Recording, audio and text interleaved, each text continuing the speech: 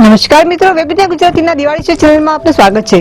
મિત્રો, આપણે સૌ જાણીએ છીએ કે દિવાળી આવી રહી છે। દિવાળીમાં આપણે સૌ લક્ષ્મી પૂજન કરીએ છીએ, પણ કેટલીક વાર આપણે પૂજામાં ભૂલ પણ કરી દઈએ છીએ।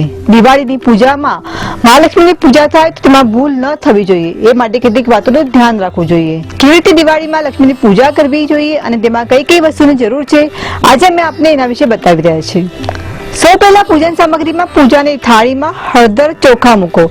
ચોખા લેતી વખતે ધ્યાન રાખો કે તે તૂટેલા ન હોય। કોશિશ કરો કે ચોખાના દાણા આખા જ રહે। ધૂપ, ચાંદીનો સિક્કો કે તેના સ્થાન પર તમે સામાન્ય સિક્કો પણ લઈ શકો છો। પુસ્તક કે વહી ખાતા, કારણ કે પુસ્તકોને જ્ઞાનનો સ્ત્રોત માનવામાં આવે છે।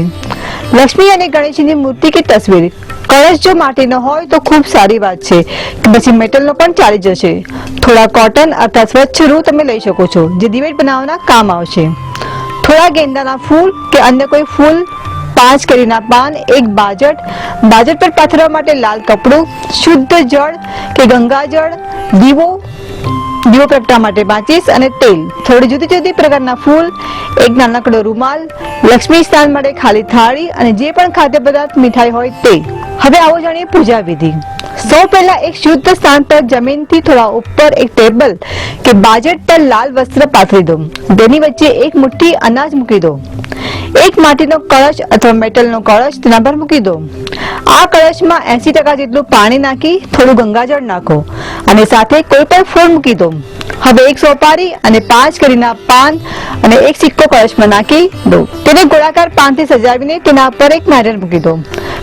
કળશની ડાબી બાજુ હળદરથી કમળ અને ફૂલ બનાવી લો અને માતા લક્ષ્મીની મૂર્તિ તેની પર સ્થાપિત કરો।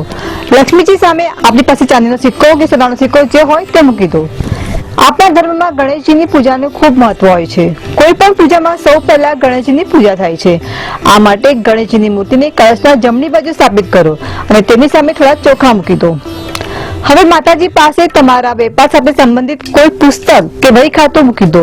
જો તમારી પાસે આમાંથી કશું ન હોય તો કોઈ ડાયરી કે નોટબુક મૂકી દો।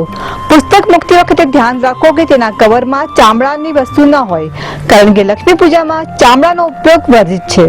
હવે પૂજાની સામગ્રી, વસ્તુઓ અને લક્ષ્મી ગણેશની મૂર્તિને તિલક લગાવો। તિલક હંમેશા રિંગ ફિંગરથી લગાવો, મતલબ જે આંગળીમાં તમે અંગૂઠી પહેરો છો એ જ આંગળીથી તિલક કરો। એક નાનકડા રૂનો ટુકડો લો, ડિવાઈડ બનાવીને વાડકીમાં મૂકી દો। તેમાં તમે શુદ્ધ દેશી ઘીનો ઉપયોગ કરી શકો છો। શક્ય હોય તો ગાયના ઘીનો જ પ્રયોગ કરો। સાથે ધૂપ પ્રગટાવો, પણ ધ્યાન રાખો કે અગરબત્તી ન લગાવો, કારણ કે અગરબત્તીમાં વાસનો પ્રયોગ થાય છે।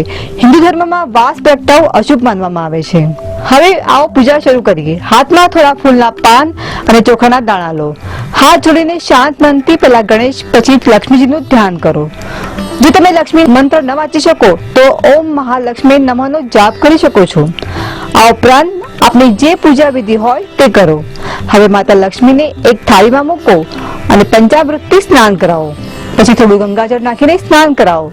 તેમને સ્વચ્છ કપડાથી લૂછીને યથાસ્થાને મૂકી દો। લક્ષ્મીની બધી ખાદ્ય વસ્તુઓ થોડી થોડી માત્રામાં શ્રદ્ધાપૂર્વક અર્પિત કરો। પૂજાના અંતમાં આરતીનું વિધાન છે। માતા લક્ષ્મીની આરતી કરો અને આરતી પછી માતા લક્ષ્મીને ઘરમાં આગમનની પ્રાર્થના કરો અને પૂજા પાઠમાં કોઈ ભૂલ થઈ હોય તો એ માટે ક્ષમા યાચના કરો। માતા લક્ષ્મી તમારી પૂજા સ્વીકાર કરે અને તમારી બધી મનોકામના પૂર્ણ કરે અને તમને યોગ્ય ફળની પ્રાપ્તિ કરે। જો આપને મારો વિડીયો ગમે હોય તો તેને લાઈક અને શેર જરૂર કરો અને અમારી યુટ્યુબ ચેનલને સબસ્ક્રાઇબ કરવું ભૂલશો નહીં।